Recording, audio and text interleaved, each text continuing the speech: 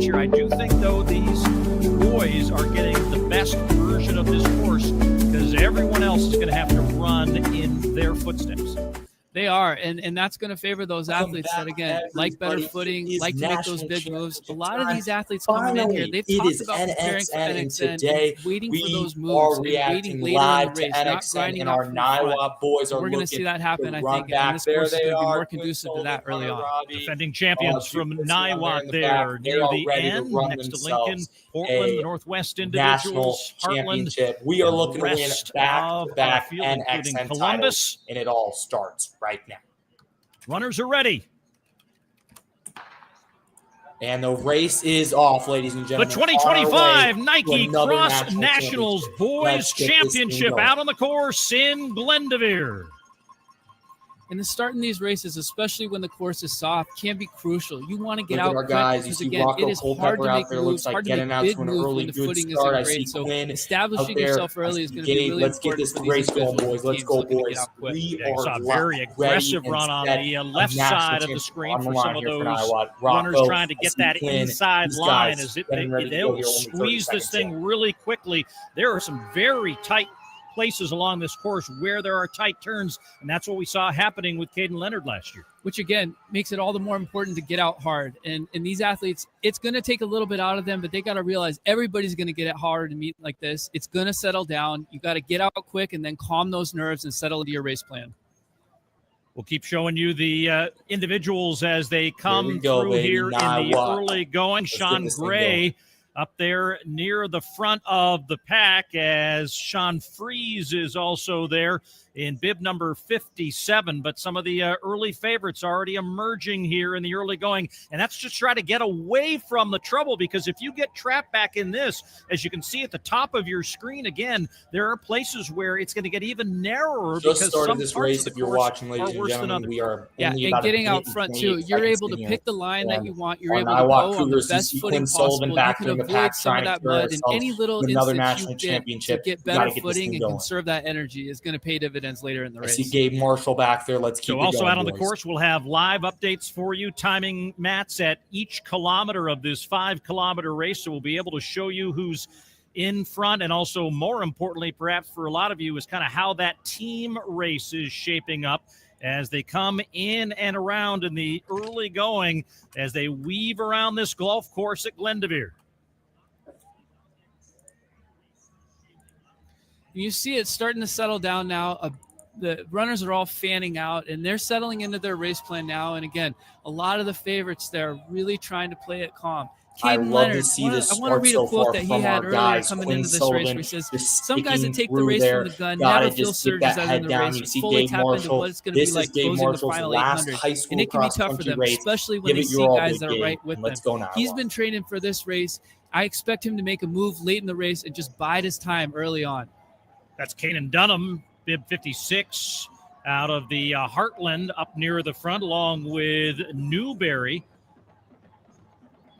out of Denton, Texas, the 6A runner-up. So a couple of guys who maybe didn't perform as well as they might want to have hoped, even though they got a spot here, and maybe using that as a little bit of incentive here in the early going to try to challenge for the lead. Sean Gray is also still up there, along with Marcelo Mantecon, who's fresh off winning another Florida State Championship. He's bib 170 on the inside rail, and here's now one of those turns. Attaboy, Quinn Sully staying strong. I see Gabe back there. There's being there on the inside. You've got to protect your space. You've got to keep your elbows out, because everybody wants to cut in as soon as they can. So, again, all the more important sometimes to get out front, anticipate those turns, and establish your position. This is how you win NXN again, and we're looking like we're going to get it today. 2:54.5 through the first kilometer on this race course, with Caden Dunham officially in the lead, with Newberry, Mantecon, Burasett, Sean Gray, Lucas Tanner, Sean Fries, and Paul Van Lanningham. As we'll get those results to you here in the early going. Niwot had some nice low sticks here, 1 through 24 through the first kilometer. 1 through 24 through the first kilometer, so we keep moving up. We know Hunter Robbie's going to move up, so this is exactly the start you want. Yeah, Niwot's not messing around. I think that they wanted to get out early, again, establish themselves, and now they can settle in. They don't have to worry about making a big move. This is an all-time team we could be talking about here, and they're showing it today. See where they are on the course tracker. They'll begin to head towards the east and then up and around that one section of the golf course that they'll see. I like only Quinn. He's one just sticking there on that left side. He looks nice and calm, looks relaxed. Gabe back there looks a little uneasy, but he's going to keep race. Newberry, really good start right now. If they can keep this up, they're going to have themselves another national championship. Perfectly happy, but look at this from high above, Galen. I know we're pretty early on in this race, but it is a large group at the front. Large group. I think everybody is going to be a little bit cautious. These guys are all a little cagey early on, feeling each other out, trying to gauge how their competition is feeling and looking. But you see it's really slowed down from the start, and there are a lot of guys there competing. Hunter Robbins is going to keep moving up. Caden Leonard, our top attorney from Carroll. He was back in 16th after the first kilometer. As we start to see a little bit of movement now, people looking for room to run. As we come in close, Abdi Hassan has asserted himself a little bit, 197, back there in about 5th or 6th position. A little bit as we wait for them to get to that top portion of the course tracker, as they'll get to 2 kilometers. You see it also on the elevation tracker below on the bottom of your screen, getting that little descent now before another climb. There's a lot of challenge. You can't just tune out in this race, Galen, because this course is going to throw something at you almost every kilometer. You've got to stay engaged. And sometimes when you're going around a turn or going up a hill, there can be these little gaps that can form. And you've got to be very cautious not to give your competitors that edge on you, because even if it's just a meter or two, sometimes that can be the difference. If somebody makes a move and all of a sudden now you're 10, 15 meters behind. So got to stay engaged, got to stay in touch. We're still looking really good right now as a team. Newberry's going to have the lead officially at 2 kilometers. Comes through in 3:02.9 for that second K, 5:57.7. Lucas Tanner from the Heartland there, along with fellow Heartland individual Kanan Dunham. And then for the first time, we mentioned Jackson Spencer of Harriman. He's lurking there in the group that includes Sean Fries. Johannes Van Merten is there. Jaden Warner is there. Caden Leonard has moved up into a tie for 9th with Sean Gray. So things starting to get interesting here near the front. And it's beginning to strip out just a little bit, and we're starting to see some insertion of pace right now. Hunter Robbie's right there, sticking with Ryder, and we got Gabe just a tiny bit. And on the team front, Lincroft moving up into 2nd place. You know, Niwot still in unbelievable position. Their 5th runner came through in 23rd. Lincroft, though, at 102 points in 2nd. They're moving up and looking to challenge Niwot. So you see them coming back up and around as they work their way through kilometer number 3. And Sean Fries trying to establish some movement here in the race at the front of the pack, trying to break this group. And it's a bit of a payoff here as they may be down to about 10, 11 guys in that lead pack. Yeah, this move has really strung the field out. And again, you see Caden Leonard there, still looks great in blue, biding his time there in about 3rd, 4th place. He looks very comfortable to me, but Sean Fries absolutely sticking it to everybody right now. Minnesota 3A champion ahead of Newberry, who led it after 2 kilometers. You can see the Gator struggling with the traction there, so he gets out of the way as we see the remainder of the field from now high above the Glendevere Golf Course. Over halfway home now in this boys 5K championship race, and things are beginning to hurt up front. Sean Fries looks great. I mean, he has a swimming background. He says swimming is actually the harder sport between the two of running. So he knows how to push himself, knows how to grind. And this is not an insignificant move. He is really putting the hurt on this field. And when the conditions are like this, it can get really frustrating when you've got that little gap. It's hard to get your footing right. It's hard to accelerate. Sean Fries is really running a great race right now.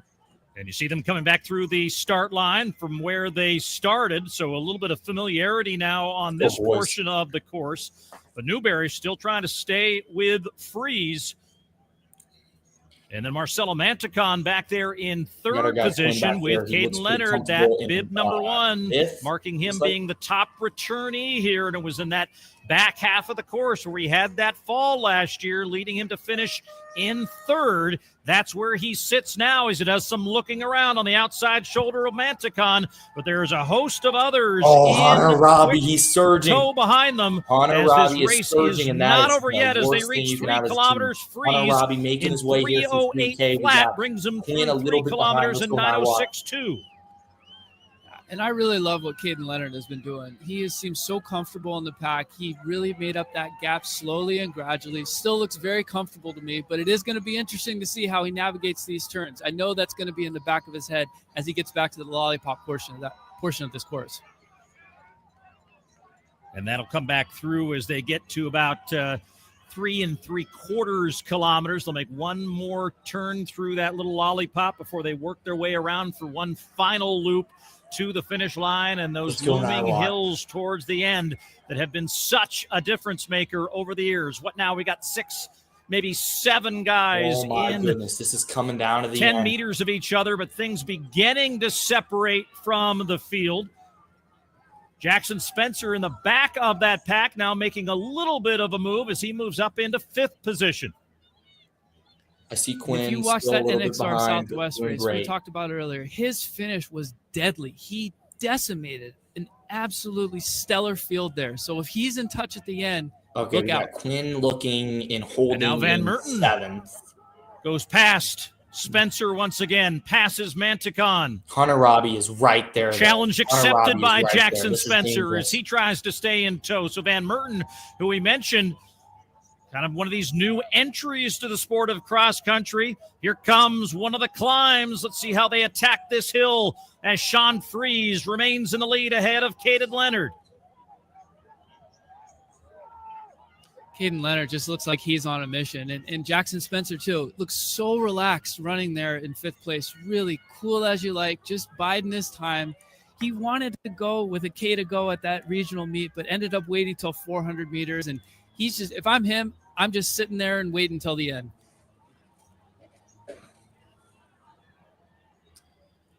Almost. So some decisions coming here as they come into that lollipop and the turns here that have also been a difference maker in championship races over the years. Caden Leonard on the outside on the left side of your screen. Sean Fries now no longer the leader as Jackson Spencer now has the lead, and they make that turn, and Leonard gets through without going down. And that's got to be such a huge relief for Caden Leonard to have that behind him. You know, there's always those thoughts in the back of your head as an athlete when you've had a difficult part of a race, you're back on the same course, but now he can put that behind him and just focus on competing. Here we go, a K to go. And he is staying right there with Jackson Spencer, right on his shoulder, letting him know, hey, I'm still here and I'm going to be ready to go late in this race. This looks good. So the number 1 ranked high schooler in the country, Jackson Spencer from Harriman, the Utah 6A champion, brings them through 4 kilometers in 12:01.9, 2:54 on that last kilometer. So they've really picked up the pace with Caden Leonard, Johannes Van Merten, Rule Newberry, Marcelo Manticon, Sean Fries, and Jaden Warner. And this is what Caden Leonard has been practicing for all year. I just love his mentality about racing, feeling like he's got what it takes to win and really dealing with these big surges. This is what he's been practicing all year. And look at Van Merten. He has, he doesn't know what he doesn't know in this race, and he is asserting himself right now and is right along the shoulder of the leader, Jackson Spencer. He is, and he talked about how he's a run and gun type person. It's hard for him not to go out. He's still so raw and so new at this sport, but I did see that before NXN, he said he does not want to leave. Hunter he Robbie made that mistake in NXR Southwest, and you see him really moving executing up, that well Hunter here and biding Robbie's his time. This is Hopefully that's going to serve him well at the end. If he can just keep Manticon trying to stay with that group. He's currently there in 4th. Fries, after a bold move to try to break open this race, now finds himself trailing a little bit back there in 5th position. Now the focus on the leaders with Spencer, Leonard, and Van Merten as they're coming down the west side of this race course and will eventually make that turn towards home in those final hills. We've got about a half mile to go, Paul, and this is going to be a battle. These are the 2 favorites coming in here, and Van Merten too. We got to include him, but I think it's going to be between Caden Leonard and Jackson Spencer. This is what it's all about. This is the money time when you get down to a half mile to go. Well, and you mentioned it as well, and we saw it there in full display. Everyone's trying to find good footing because right now when you're putting your foot down, it's taking energy rather than giving it back. It is so frustrating as an athlete when you're really trying to accelerate and you put your foot in the ground, get that energy return, and it slips and you're having to gain your balance and you're not getting that energy back. So finding good footing is going to be key for these athletes as they hit the home straight. Hayden Leonard has been thinking about this moment for a year as he goes up and starts to attack the final part of this course. And he's right there with the number one runner in the country, Jackson Spencer. Van Merton beginning to feel the terraces just a bit. And now Spencer with a half, maybe a full stride ahead of Caden Leonard as they come into the finish line. A look over his shoulder. Jackson Spencer and Caden Leonard. Let's go, Quinn. Finish strong. Finish strong. Get us Jackson Spencer comes in as the number one ranked high schooler in the country, and he will be the NXN national champion. What an unbelievable race. You see the emotion on his face, too. He did not look like he was sprinting that hard at NXR Southwest, but you saw that determination in his face and opening up the stride. He had a great couple steps going up to that first hill, and that was the difference between him and Caden Leonard. And Van Merton catches Leonard at the line. He finishes in second. We see two from Niwot, Quinn Sullivan and Hunter Robbie finishing in the top six. And that bodes well for their team results. But now here is the chaos that unfolds at the finish line as everybody finishing on empty at Glendevere, but every team trying to get their fifth and lowest possible stick to the finish as Jackson Spencer celebrates a national title. And Niwot now has 4 across the line. Lincroft, their third. Harriman's going to be up there. Carroll, we're going to have a great team battle here. There's Gabe.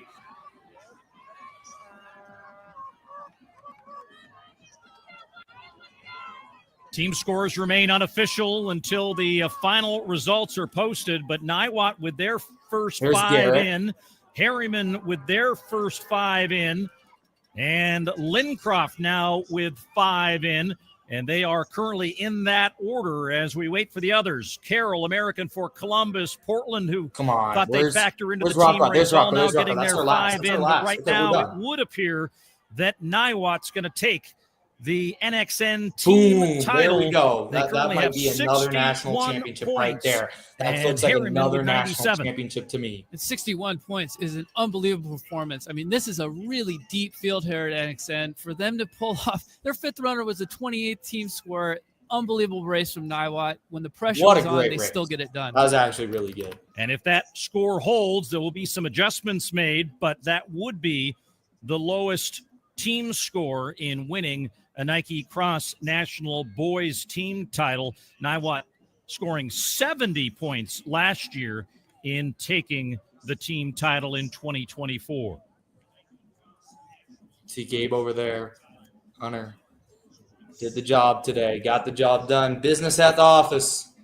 Just some business at the office. What a great race. And looking at as we mentioned, going into this race, only 2 other times in Nike Cross Nationals history have we seen teams win back-to-back team titles. Percival did it back in 2017 and 2018. Newbury Park did it in 2019 and then came back after the pandemic years of 2020 and 2021 where there was no meet held, and won again in 2022. But now Niwot